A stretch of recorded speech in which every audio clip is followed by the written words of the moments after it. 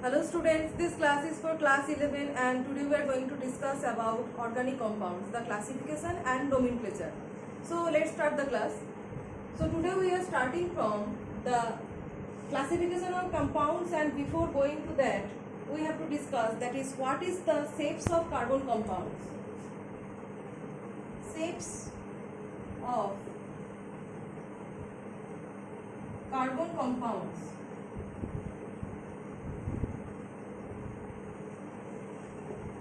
You know that organic compounds means compounds in which carbon and hydrogen bond is present. Compounds in which this carbon and hydrogen bond is present are known as organic compounds. So we have to first discuss the carbon compounds that contain carbon hydrogen bonds and what will be their shapes. So to understand the shape of a carbon compound, first you know that its atomic number is 6, and from your atomic nucleus or atomic structure concept, you know that its electronic configuration will be like this: 1s2, 2s2, 2p2, like this. So this is the valence shell, and if I write like this is 1s2, this is 2s2, and this is 2p2. This is the normal state of a carbon, that is normal electronic configuration. But in the excited state, when this carbon atom is excited, this 2s orbital pair, electron pair, breaks. It breaks and one electron goes to this vacant shell. Okay, the vacant shell in 2p, this 2s orbital pair of electrons break and they go in this vacant shell. So now see, the number of unpaired electron is 4 here. The number of unpaired electron is 4 in this carbon when the carbon molecule is excited or when this paired electron in 2s orbital breaks. Hence carbon molecule is able to show valency 4. You know the valency of carbon is equal to 4 due to the presence of these 4 unpaired electrons in the excited state of carbon. Okay. So if I write a simple molecule of carbon, that is known as CH4, methane. So its structure looks like this, that is CH4. 4 hydrogen molecule is attached to carbon. So 4 hydrogen molecule contains like this 4, and the 4 unpaired electrons of carbon pair up with the 4 unpaired electrons of hydrogen like this. These electrons are from hydrogen and these unpaired electrons are from carbon. So they pair up and form a CH4 molecule. This is the formation and general concept for the formation of a organic compound like methane. So next is, there are other compounds that contain some double bond, triple bond, etc. So we explain this structure by a hybridization named sp3, sp2 and sp.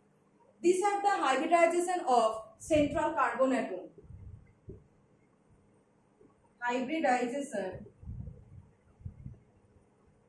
of central carbon atom. Now, how will you understand this hybridization? sp3 means only single bond. When in any organic compound only single bonds are present, that is regarded as sp3 hybridization. So only single bonds. For example, you can give methane. See, in methane, 4 single bonds. Okay, only single bonds are present, and we can say that the hybridization of this carbon atom is sp3 here. Only single bonds are present in methane molecule, and hence we can say that the hybridization of this carbon atom in methane is sp3. This is sp3 hybridization. sp2 means presence of double bond. double bond. And for simplest example, we can give that ethylene, that is CH2 double bond CH2, C2H4, then its name is ethylene, and its structure is like this, ethylene molecule. So if it is asked what is the hybridization of this carbon atom, and the answer will be sp2, because of the presence of double bond. So whenever the carbon atoms bear any double bond, the hybridization of that carbon atom becomes sp2. sp2 means presence of double bond, and sp means triple bond, presence of triple bond. And for example, we can give as ethylene, C2H2, ethyne or acetylene.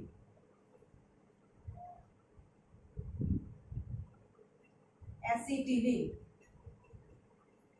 You know the structure of acetylene is like this, HC triple bond CH. See here, 3 bonds are present and we say it as triple bond. So when triple bond is present, the hybridization of that carbon atom becomes sp. So only single bond means sp3 hybridization, presence of double bond means sp2 hybridization, and presence of a triple bond means sp hybridization. So if these two carbon atoms bear this triple bond, then the hybridization of both carbon atom becomes sp. The atoms that bear the double bond or triple bond, the hybridization of both are same. So if these two carbon atom bear this double bond or carry this double bond, that means hybridization of this carbon and this carbon both are sp2, like this. Okay, so just like that we explain the shapes of organic molecules, like these are called hybridization. So with hybridization we can say the structure of a molecule. So how this hybridization explains the structure of a molecule? Actually, when the hybridization changes, the shape and the bond angle also changes. So what this hybridization represent? The bond angle in sp3 is 109 degree and 28 minutes. The bond angle in sp2 is 120 degree and in sp is 180 degree. Okay, these are the first things we can say what is the bond angle in a particular molecule by seeing only the hybridization. If we know the hybridization, we can easily say what will be the bond angle in that molecule. And what about structure? Structure means sp3 hybridization represent tetrahedral structure. Tetrahedral structure, and it is a 3-dimensional structure. It is a 3-dimensional structure. sp2 hybridization represents planar structure. Planar structure, and it is a 2-dimensional structure, planar structure. So sp3 means tetrahedral structure, sp2 means planar structure, and sp means linear structure. Sp means linear structure. So how hybridization explaining the structure of a molecule? By explaining the bond angle first thing, and by explaining the shapes of a molecule. The shapes are like either it is planar or tetrahedral or linear. If we know the hybridization, we can explain its bond angle and the shape. So in the next class we will explain different compounds that bear this hybridization.